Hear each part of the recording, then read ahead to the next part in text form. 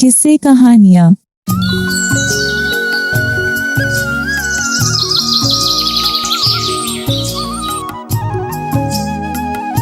बहुत समय पहले की बात है।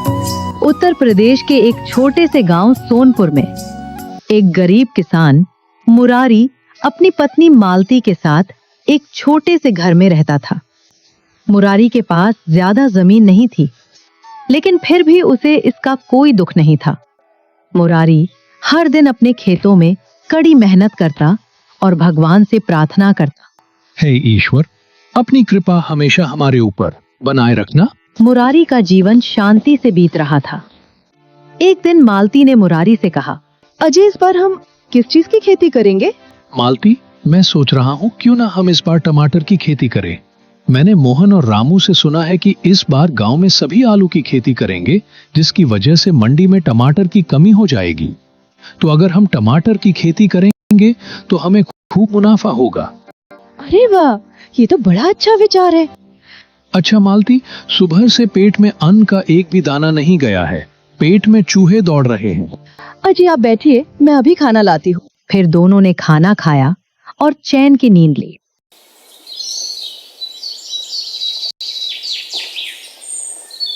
अगली सुबह मालती, मैं खेत जा रहा हूँ। शाम को लौटने में देर भी हो सकती है। ठीक है जी, आप निश्चिंत होकर जाइए। मुरारी हाथ में फावड़ा लिए अपनी खेत की ओर चला जा रहा था। तभी सामने से गांव के सरपंच दीनदयाल आ रहे थे। मुरारी ने सरपंच को प्रणाम किया। और मुरारी, सवेरे सवेरे कहाँ जा रहे हो? सरपंच जी, मैं एक किसान हूँ और किसान भला अपने खेत की ओर ही जाएगा ना। अरे जनता हूँ भाई। वैसे अच्छा हुआ तुम यही मिले। मैं तुम्हारे घर ही जा रहा था। मेरे घर पर क्यों सरपंच जी? आपको मुझसे कोई काम था?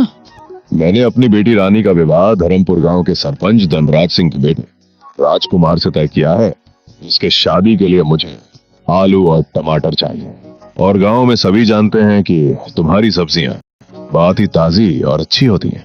मुझे माफ करिए सरपंच जी, इस बार मैं सिर्फ टमाटर की खेती करूंगा। कोई बात नहीं, तुम मुझे टमाटर ही दे देना, मैं आलू किसी और से खरीद लूंगा। लेकिन याद रहे, शादी अगले महीने है, तब तक मुझे टमाटर चाहिए। तुम शाम को घर आकर पैसे ले जाना। ठीक है सरपंच जी। ये कहकर मुरारी अपने खेत की ओर चल देता है। दिन भर मुरारी ने अपने खेत में कड़ी मेहनत की। शाम होने वाली थी। मुरारी सरपंच के घर की ओर चल पड़ा। आओ आओ मुरारी, अरे भाग्यवान, जरा अलमारी से 20,000 रुपए तो लेकर आना। फिर सरपंच की पत्नी पैसे लेकर आती है। सरपंच ने पैसे मुरारी को दिया और कहा, देखो मुरारी, अगले महीने तक मुझे टमाटर मिल जाने चाहिए। सरपंच जी, आप चिंता मत करिए, आपको आपके टमाटर अगले महीने तक मिल जाएंगे। मुरारी पैसे लेकर अपने घर की तरफ चल देता है। उसी गांव में मुरारी का पड़ोसी दिनेश रहता था, जो कि मुरारी से अंदर ही अंदर हमेशा जलता था। जब मुरारी अपने घर जा रहा था, तभी दिनेश सामने से आ जाता है और कहता है, क्यों भाई मुरारी, कहाँ से आ रहे हो और इस झोले में क्या है? मैं तो सरपंच जी के पास गया था। उन्हें उनकी बेटी के शादी के लिए टमाटर चाहिए था, इसलिए उन्होंने मुझे 20,000 रुपए एडवांस देने के लिए बुलाया था। रुपए की बात सुनकर दिनेश जल जाता है, लेकिन कुछ बोल नहीं पाता। अच्छा भाई, मेरी पत्नी मालती घर पर मेरा इंतजार कर रही होगी, मैं चलता हूँ। ये कहकर मुरारी चला जाता है। ये कैसे हो सकता है? सरपंच जी ने इस मुरारी से टमाटर खरीदे। अगर ये ऐसे ही टमाटर बेचता रहा तो बहुत जल्द ये मुझसे अमीर हो जाएगा। नहीं नहीं, मैं ऐसा कभी नहीं होने दूंगा। इस मुरारी के बच्चे को तो मैं बताता हूँ। दिनेश भी सरपंच दीनदयाल के घर चल देता है। सरपंच ने जब दिनेश को देखा तो कहा, अरे भाई दिनेश, क्या हुआ? तुम यहाँ कैसे? घर में सब ठीक तो है ना? हाँ माई बाप, सब आपकी कृपा है। वैसे सरपंच जी, मैंने सुना है आपको आपकी बेटी के शादी के लिए टमाटर चाहिए थे। हाँ, चाहिए तो था, पर मैं टमाटर मुरारी से खरीद रहा हूँ, जिसके मैंने उसे पूरे 20,000 रुपए एडवांस भी दिए हैं। सरपंच जी, आप मुझसे टमाटर खरीदिए, मैं आपको मुरारी से कम दाम में टमाटर दूंगा। नहीं दिनेश, मैं टमाटर तो मुरारी से ही लूंगा, भले ही उसके टमाटर महंगे हों। पर सरपंच जी, पर वर कुछ नहीं, मुझे तुम्हारे टमाटर नहीं चाहिए। अब तुम जाओ यहाँ से। दिनेश वहाँ से अपने घर लौट गए। उसके सीने में आग जल रही थी। घर जाकर दिनेश ने अपनी पत्नी रूपमती से सारी बात बताई। भाग्यवान, इस मुरारी के वजह से जो आज मेरी बेइज्जती हुई, उसका बदला तो मैं लेकर रहूंगा। अजी, पर आप क्या करेंगे? बस देखती जाओ, इस मुरारी का तो ऐसा हाल करूंगा जो कि किसी ने सोची नहीं होगी। उधर मुरारी ने मालती को सारी बात बताई। अजी, ये तो बड़ी अच्छी बात है। अब हमें टमाटर मंडी में जाकर बेचने नहीं पड़ेंगे। मालती, ये तो सब ऊपर वाले की देन है। अजी, ऊपर वाले के साथ साथ आपकी ईमानदारी और अच्छे सब्जियां उगाने का फल है। और मैंने तो सोच लिया है कि इन पैसों से हम एक नया घर बनवाएंगे। अरे हाँ हाँ मालती, तुम्हें जो करना होगा वो कर लेना। अब चलो, हमें सो जाना चाहिए।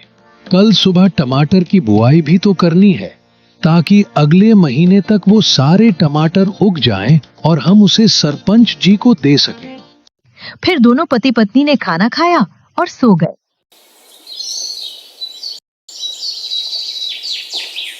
अगली सुबह दोनों अपने खेत की तरफ जाते हैं। खेत में जाकर दोनों ने खूब मेहनत की।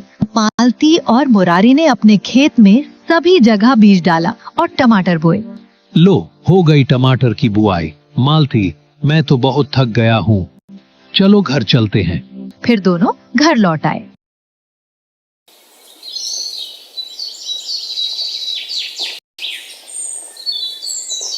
कुछ दिन बीत जाते हैं। जब दोनों ने खेत में जाकर देखा तो टमाटर पेड़ों में लग चुके थे। मुरारी के टमाटर बड़े ही लाल और रसीले थे, जिसकी चर्चा पूरे गांव ने हो रही थी। और होता भी क्यों ना, आखिर मुरारी ने इतनी मेहनत जो की थी। मालती, हमारे टमाटर तो बहुत ही अच्छे हुए हैं। हाँ जी, ये सब आपकी मेहनत का फल है। चलो हम कल ही सारे टमाटर तोड़ लेंगे और सरपंच जी को दे देंगे। रात हो गई। गांव में सन्नाटा छा गया। उसी रात दिनेश चुपके से जाकर मुरारी की सारी फसल बर्बाद कर देता है। बड़ा आया टमाटर बेचने, अब देखता हूँ सरपंच को तू टमाटर कैसे देगा। जब सरपंच को ये पता चलेगा तो मुरारी की खैर नहीं।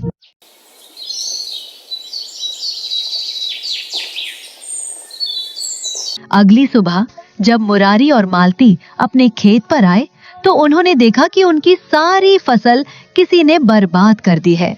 ये देखकर मुरारी मानो टूट सा गया। हे भगवान, ये तूने क्या कर दिया मालती? हम बर्बाद हो गए, हमारी सारी मेहनत बेकार हो गई।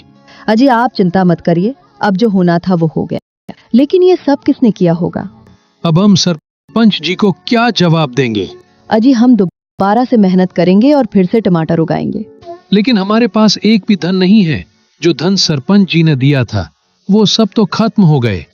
तभी फसल बर्बाद होने की बात सुनकर सरपंच भी वहां आता है। सरपंच जी, देखिए, मेरी सारी फसल किसी ने बर्बाद कर दी।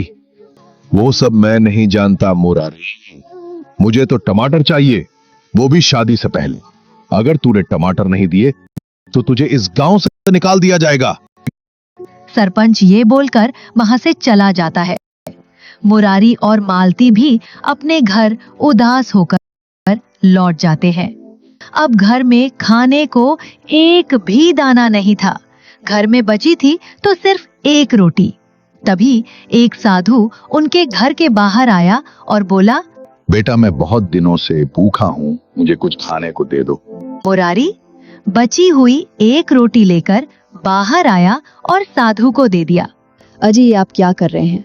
हमारे पास सिर्फ एक ही रोटी बची है और आप उसे दान कर रहे हैं। मालती, हम तो रोज भोजन खाते हैं और एक दिन हम भूखे पेट ही सो जाएंगे तो कुछ नहीं होगा, लेकिन बाबा भूखे लौट जाएं, मैं ये कभी नहीं होने दूंगा। दोनों की परेशानी देखकर साधु ने मुरारी से परेशानी का कारण पूछा। मुरारी ने साधु को सारी बात बताई, जिसे सुन साधु ने उसे एक जादुई बीज दिया और कहा, लो बेटा, इस बीज को अपने खेत में बो देना। इस बीज को बोते ही सारी फसल फिर से लहराने लगेगी। ये जादुई टमाटर की बीज है।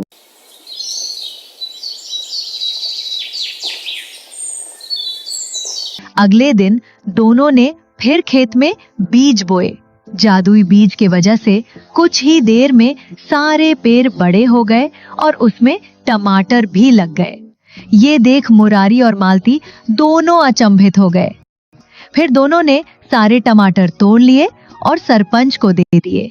धीरे धीरे जादुई टमाटर की वजह से दोनों बहुत अमीर हो गए।